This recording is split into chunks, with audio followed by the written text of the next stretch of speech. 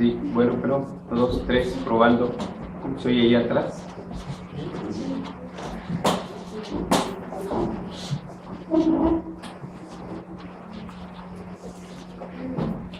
Hoy iniciamos, hermanos, en muchas partes de nuestras iglesias, y no solo de las nuestras, las presbiterianas, sino incluso de otras confesiones reformadas y en todo el mundo, las celebraciones de los 495 años del inicio del movimiento cultural de la Reforma.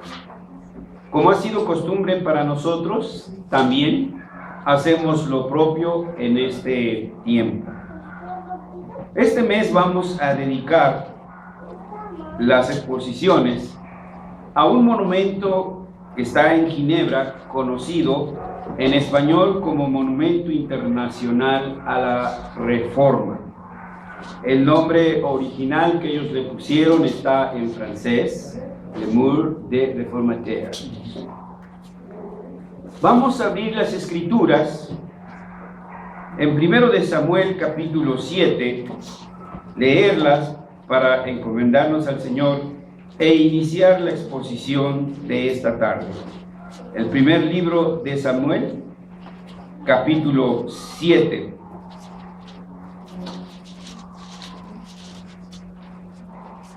Y leemos de los versículos 10 al 13.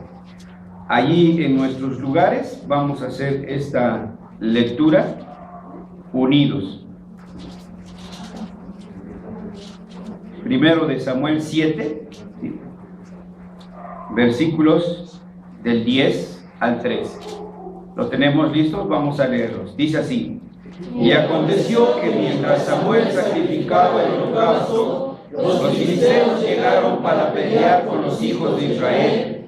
Mas Jehová tronó aquel día con gran estruendo sobre los filisteos y los atemorizó, y fueron vencidos delante de Israel.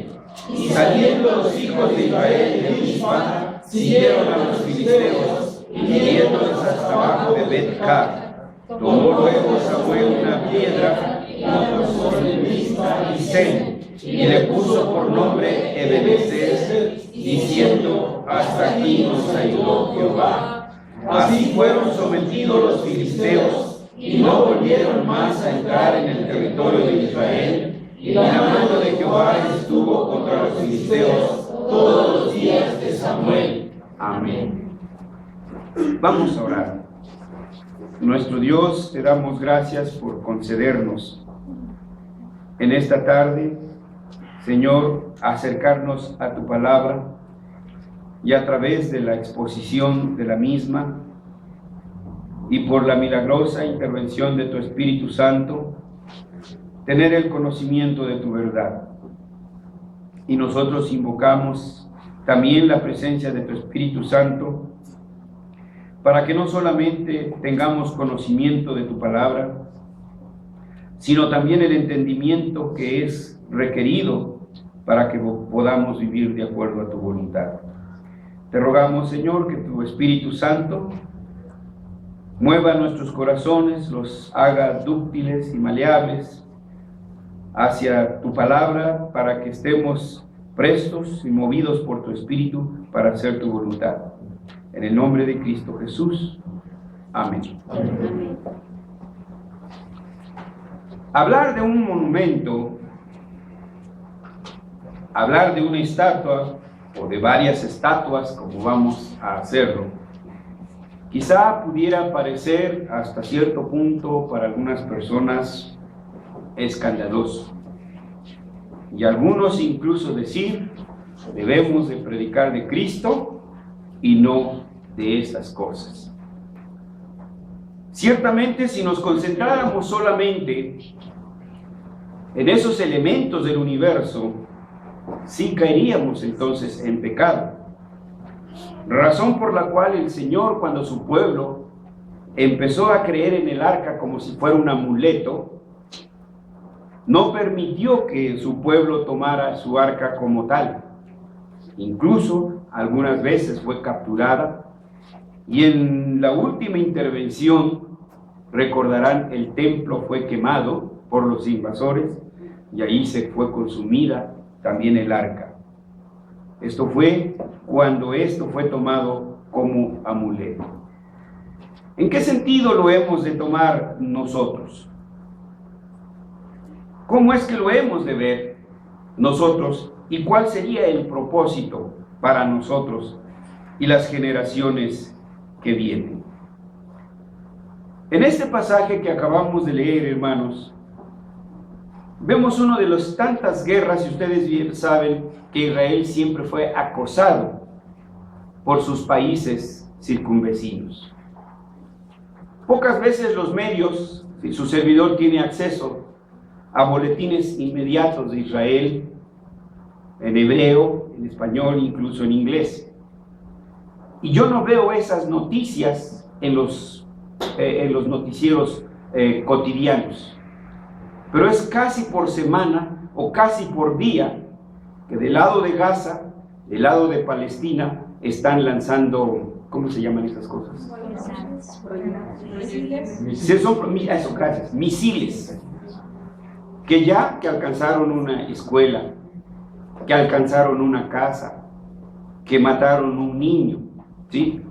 Y solo vemos las otras noticias cuando Israel responde, que arrasó con los que estaban enfrente y cosas por el estilo. Pero ustedes verán que desde siempre han sido acosados, ¿sí? El presidente de Irán ha dicho que solo necesita un pretexto para borrar del mapa a Israel. Aquí tenemos este ejemplo.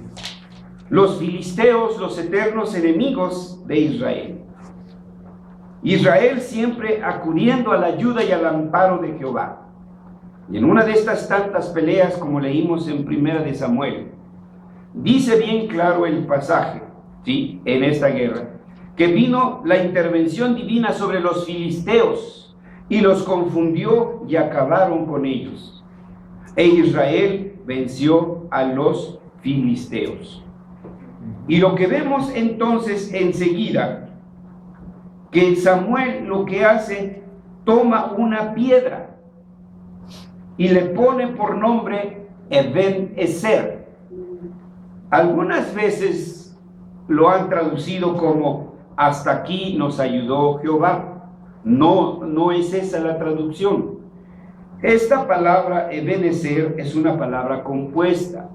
La primera palabra es Eben, que significa piedra, y la otra es Ha-Atzer, la piedra que ayuda. Entonces, Eben-Ezer significa piedra de ayuda, y no hasta aquí nos ayudó Jehová, como normalmente lo decimos. Samuel puso la piedra y la llamó Eben-Ezer, y después de llamarla Eben-Ezer dijo, hasta aquí nos ayudó Jehová. Esta piedra tenía entonces como propósito dar un testimonio de que Dios ayuda. Tomaríamos otro ejemplo, el que acabamos de leer, el paso del Jordán y las 12 piedras, en Josué capítulo 4, si vuelven a ese pasaje donde leímos, Josué capítulo 4, y en una de las partes que leímos, ustedes recordarán el hecho en este paso por el Jordán. Dios ordenó, ahora tómese nota, Dios ordenó que tomaran las piedras, una por cada tribu. Aquí ya no fue solamente iniciativa de Josué, sino fue una orden expresa de Dios. Y cuando hubieron pasado el Jordán, ustedes recordarán que leímos, pasaron el arca y los sacerdotes, y el Jordán se abrió, como fue en el Mar Rojo, para que pasara entonces en seco todo el pueblo de Israel. Habían dejado ya el desierto atrás, ahora pasaban a la tierra que Dios les había prometido, la tierra que fluye leche y miel. Cuando terminaron de pasar, las aguas nuevamente se juntaron. Y desde en el otro borde del río, entonces, lo que hizo Josué fue apilar ahí esas 12 piedras, ¿sí? Y entonces vemos en el versículo 7, e indica el propósito de esas piedras. En la segunda parte dice, y estas piedras servirán de monumento conmemorativo. Para que se acuerden, para que sepan este milagro, ¿sí? Pero no solo se queda ahí, miren lo que sigue adelante. Conmemorativo, ¿para quién dice? Para los hijos de Israel, para nosotros. Que tengamos siempre presente que Dios no es sordo, que oye a su pueblo cuando se acerca a Él. Pero no se queda todavía allí.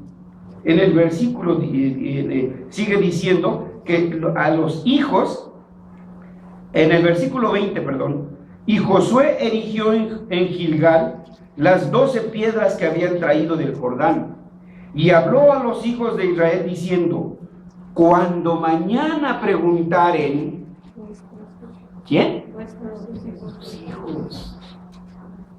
Entonces ese momento conmemorativo no es para nosotros, sino para nuestros hijos, para las otras generaciones, para que ellos siempre tengan presente que Jehová es un Dios vivo.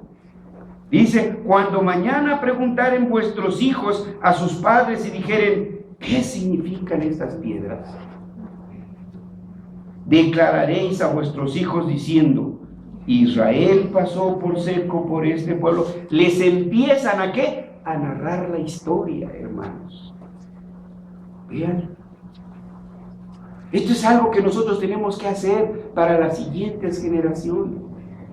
Yo les aseguro que de la misma manera que vemos muchas iglesias ya empezando a conmemorar estas fechas, hay muchas iglesias presbiterianas en las que pasa desapercibido el día de la Reforma. Así, total y llanamente, para nada. ¿Sí? Para nada. Pero vean el término con el cual está mencionado aquí. Dice, es un monumento conmemorativo. Pero hubo otro evento.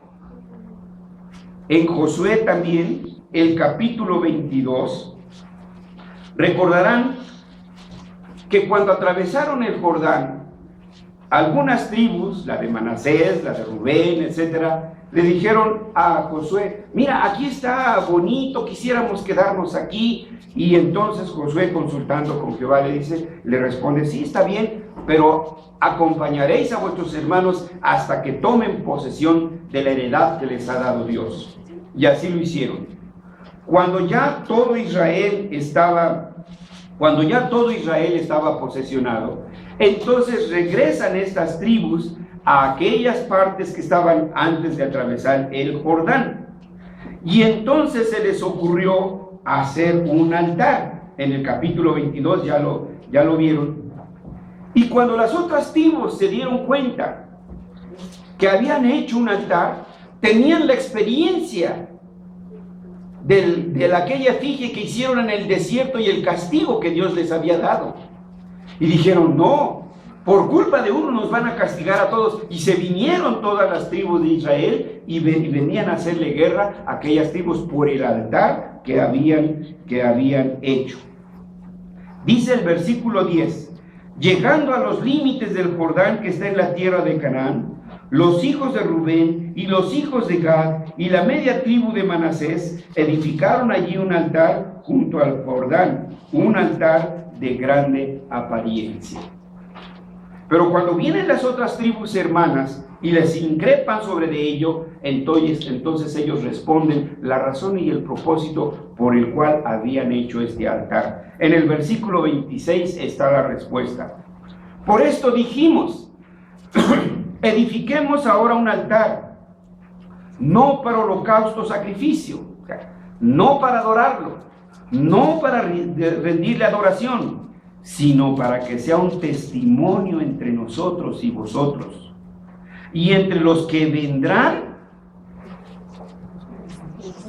¿cómo? Después de nosotros. Ese es el propósito, que nuestros jóvenes, que nuestros niños, que nuestros nietos, ¿verdad, hermano Gonzalo? Digo, tenemos fe, ¿no? Entonces los que van a venir después, ¿sí? Entonces esa es la razón, dice, que entre los que vendrán después de nosotros, de que podemos hacer el servicio de Jehová delante de Él con nuestros holocaustos, con nuestros sacrificios, con nuestras ofrendas. Y no digan mañana vuestros hijos a los nuestros, vosotros no tenéis parte con nosotros. Miren, el ejemplo lo estamos viviendo las generaciones adultas ahora. No nos tomamos el tiempo para enseñarles de la fe cristiana a nuestros hijos, cuando es una orden para los padres de familia. El padre de familia es el sacerdote de la familia y es el que debe de tomar la iniciativa, y nuestros hijos crecen como burritos. Y luego, hermanos, con la abrumadora información que les dan en la escuela, que les dan en la taravisión, y todos esos elementos, hermanos, pues ¿cómo entonces nuestros hijos van a creer en Dios? Entonces nosotros hemos fallado en ese testimonio. Esto es lo que quisieron hacer nuestros hermanos de la Reforma: dar un testimonio de gratitud a Dios, un testimonio de fe, que Dios vive y que sigue cuidando de su pueblo. Por eso, en la ciudad de Ginebra, Suiza, se dieron cita la comunidad calvinista de todo el mundo, y allí acordaron erigir un monumento que recordara a las nuevas generaciones sobre la Reforma. Acordaron que este monumento sería erigido en un parque adosado a un trozo de la antigua muralla de la ciudad. Esa muralla allí está, porque recuerda cuando Ginebra dijo: a partir de hoy no queremos nada con el Papa, solo oiremos la voz de Jehová a través de su palabra, e hicieron juramento. Y entonces los reyes, los ejércitos llegaron para invadirlos.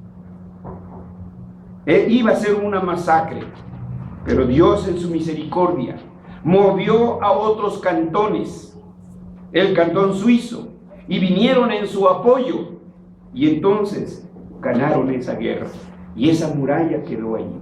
Pues sobre esa muralla entonces acordaron erigir ese monumento que hoy se le conoce como Monumento Internacional a la Reforma.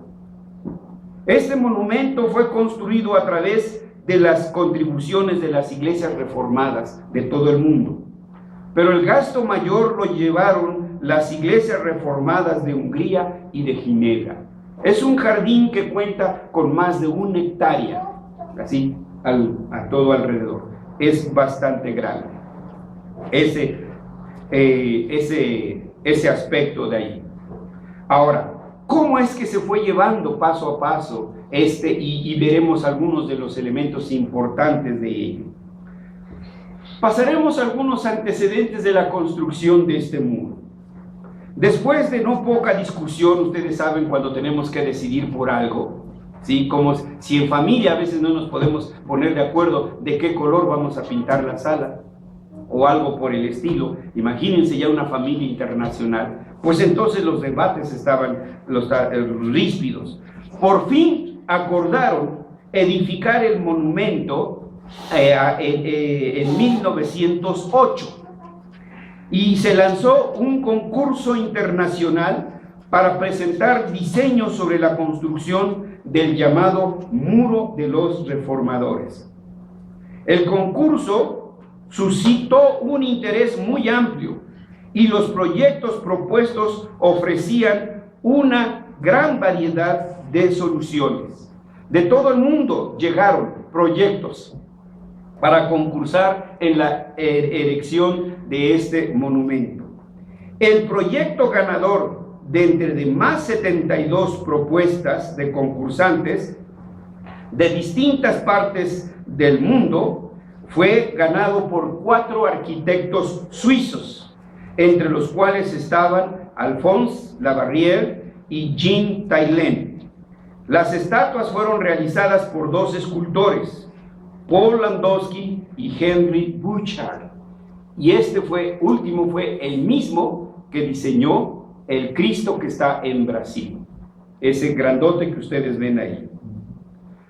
La construcción de este memorial se decidió que fuera en el Paseo de los Bastiones, que albergaba hasta esas fechas un jardín botánico desde el año de 1817.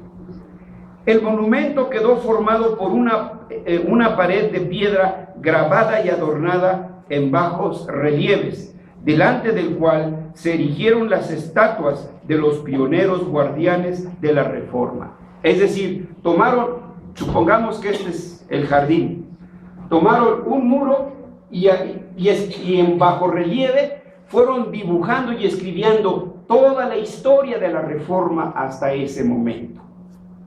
Así que si usted va viendo por bloques, un bloque habla de esta parte y de este reformador, este otro bloque, y así sucesivamente. El conjunto de este monumento está protegido por un área de agua que recuerda las aguas de las antiguas fortificaciones. ¿Se acuerdan de las películas? Está el castillo, está una zanja y está llena de agua. Entonces así está rodeado este. El monumento fue inaugurado en 1909. Desde 1909 existe ese monumento en este país de Suiza. Así que a nuestros jóvenes profesionistas les invitamos que antes de pensar en ir a Disneylandia o a Viña del Mar, al festival, piensen en un tour de la Reforma y que pasen por ahí y se den la vuelta y después, aunque sea que nos lo cuenten, ¿verdad? Y nos enseñen sus fotografías. El monumento, que fue inaugurado en 1909, fue para conmemorar 2 eventos. Uno, el 400 aniversario del natalicio de Juan Calvino.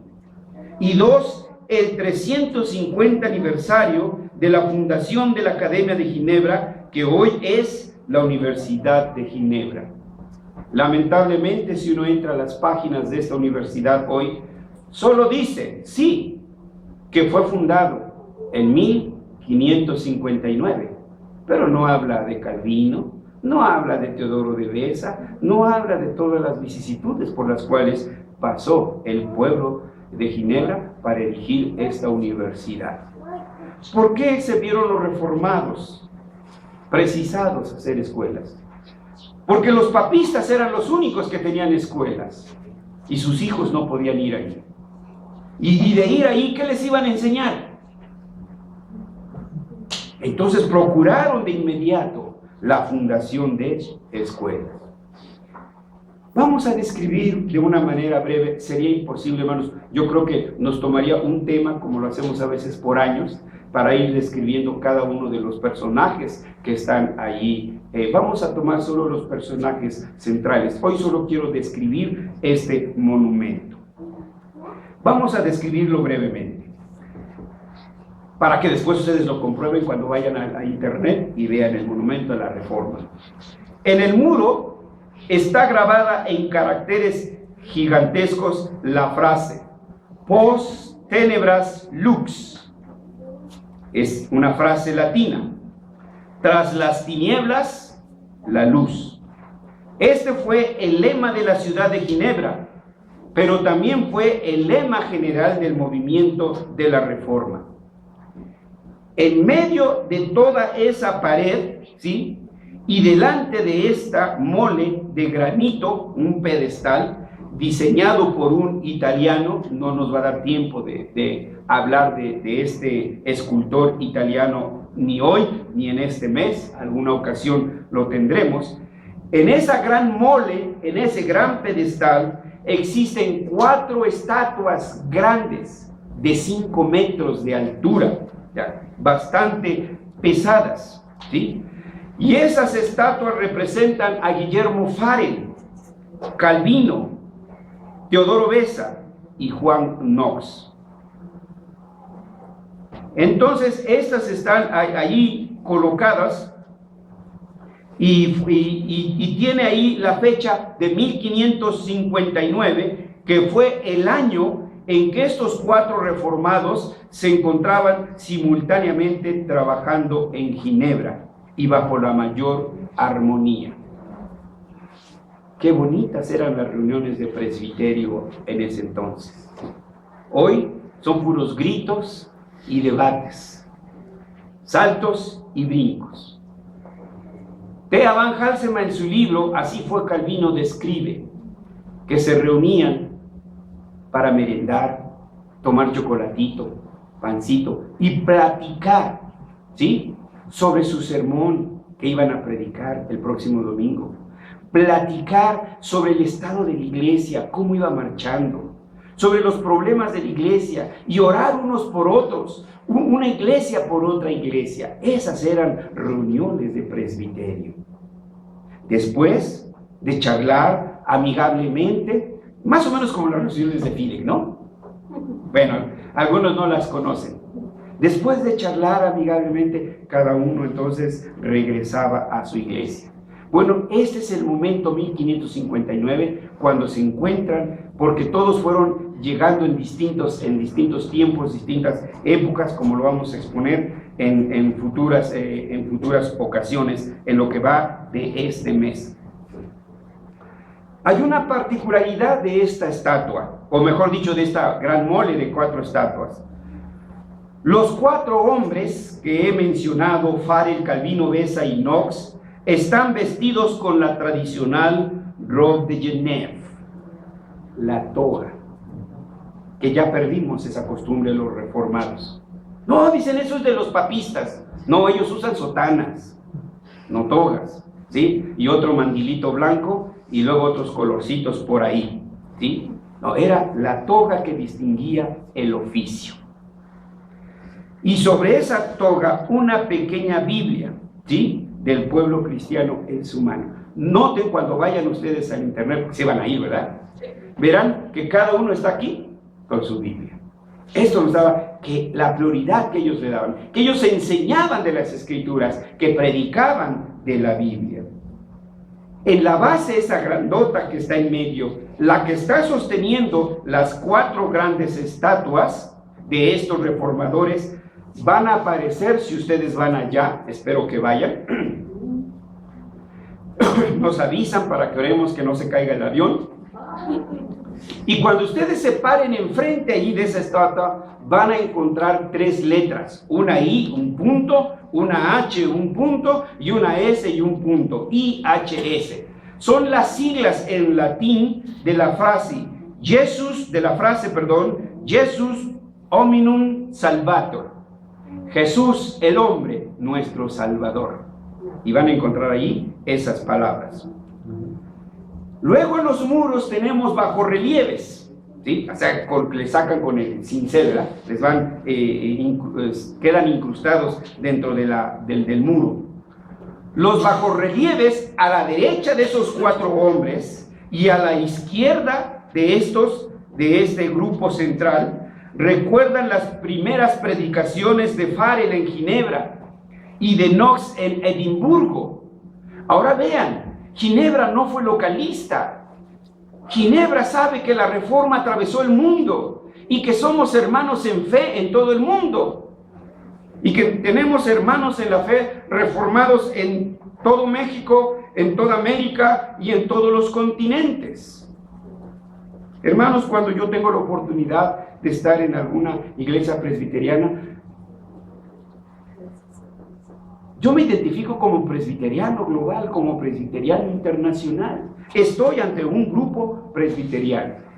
Ahora bien, siguiendo con esta breve descripción, adosadas al muro, a ambos lados, es decir, a la derecha y a la izquierda del grupo principal, ¿sí?, están las estatuas de hombres que protegieron y propagaron la Reforma, entre ellos Oliver Cromwell, Recordarán, ya hablamos de Oliver Cromwell, ¿o no?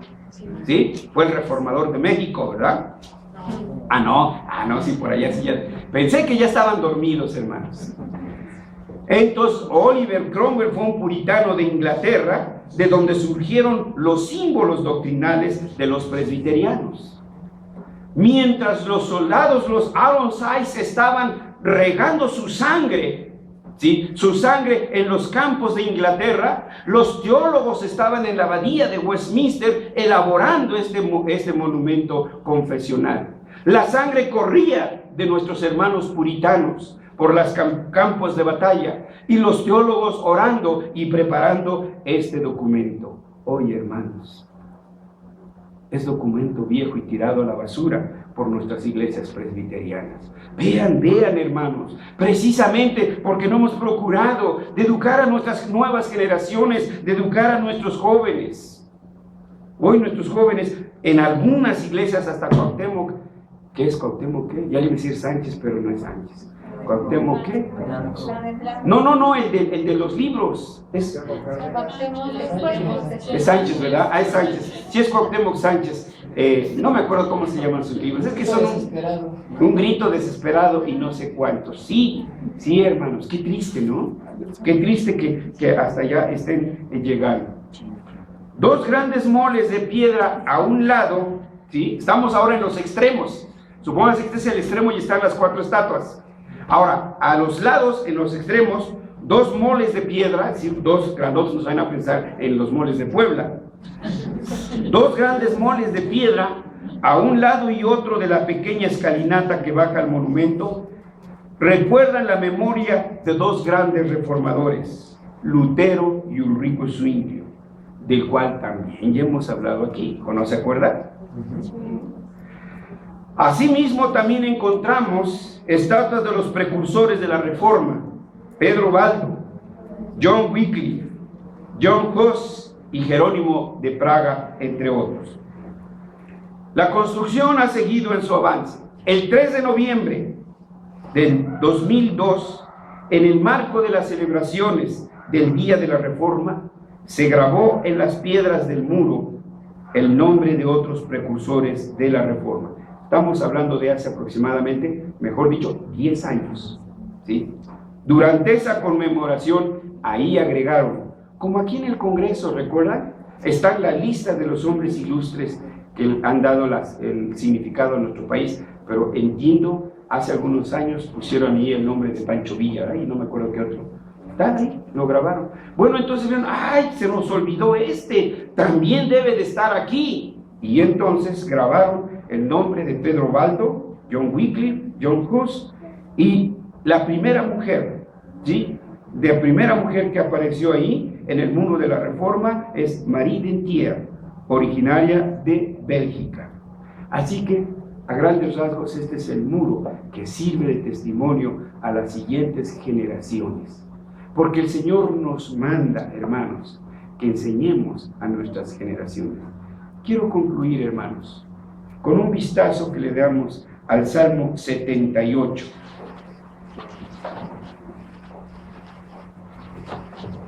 Salmo 78.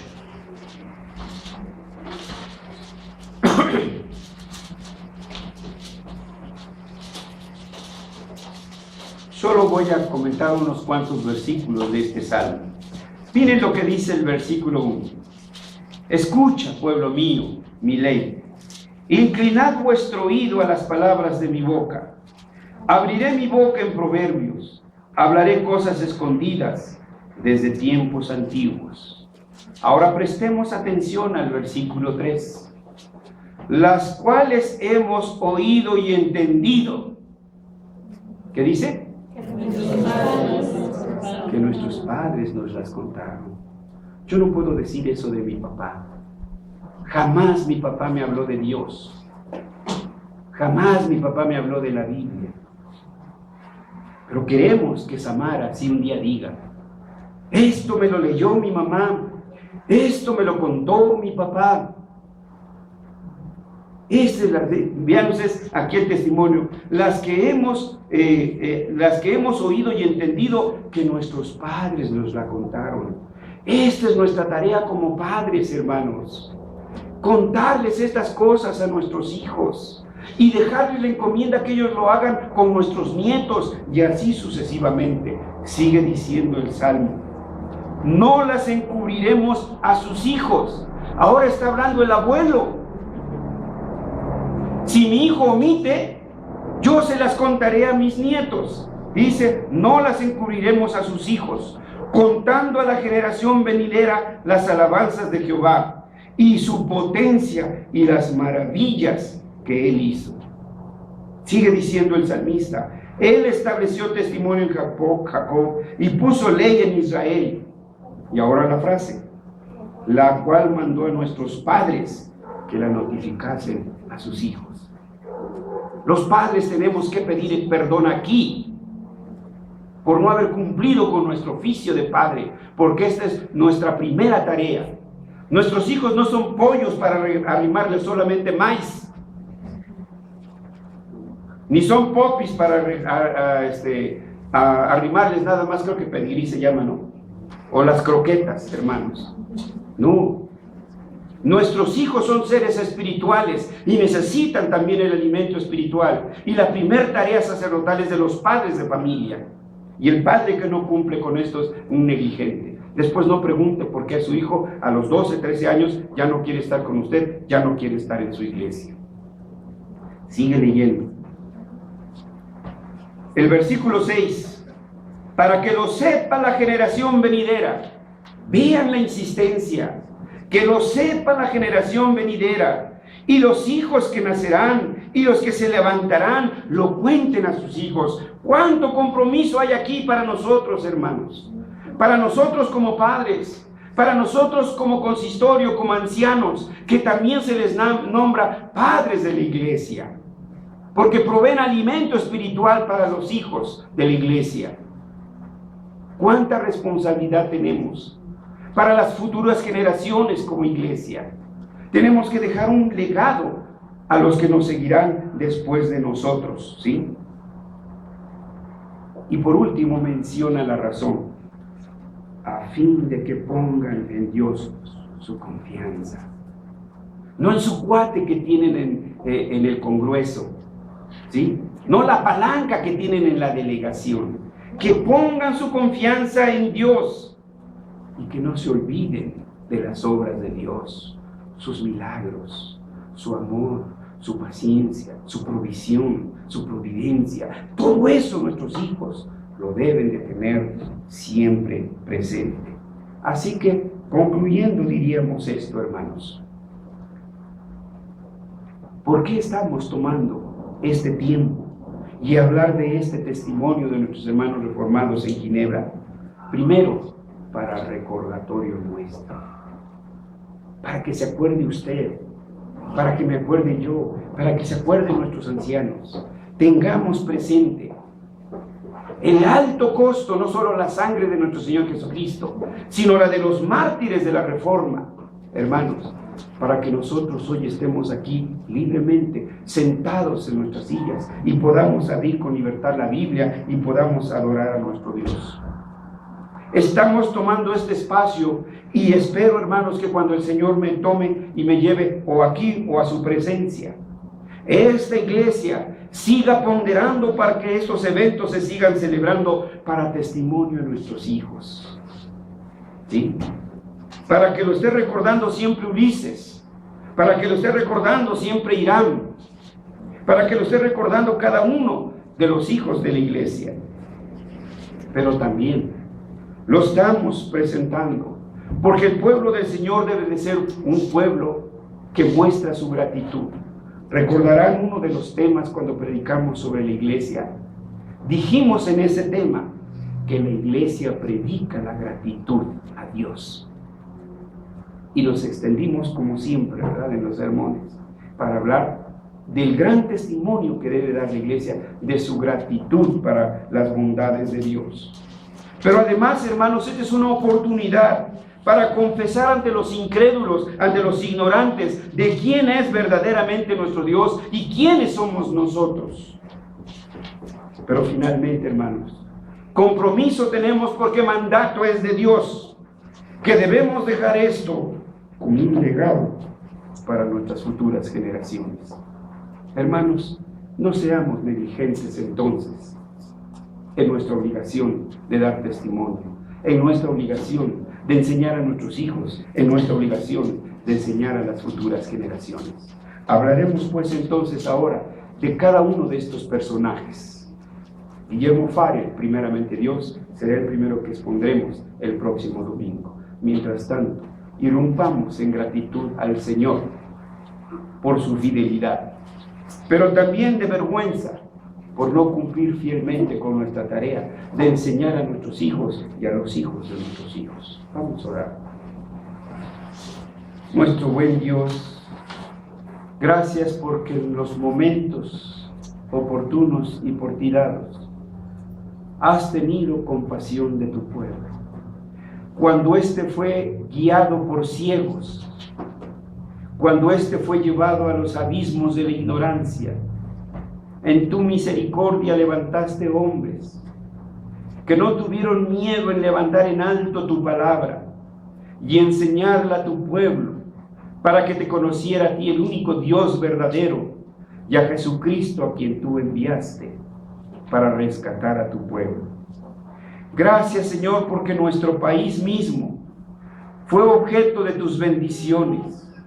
Gracias por aquellos hermanos firmes en su fe, por aquellos mártires de la fe reformada en México, Señor, y que gracias a ellos nosotros ahora tenemos libertad religiosa, Señor. Gracias porque ellos no se arredraron en las persecuciones, porque ellos permanecieron fieles en su fe y fieles en sus mandatos. Señor, nosotros te pedimos perdón por nuestras negligencias, por nuestras abulias y por nuestras apatías. Principalmente a los varones, que debemos de tomar la iniciativa para enseñar a nuestros hijos y para guiar a nuestras esposas. Y concédenos, Señor, tomar en serio ese liderazgo que nos has dado dentro del hogar. Señor, ponemos en tus manos a nuestros jóvenes.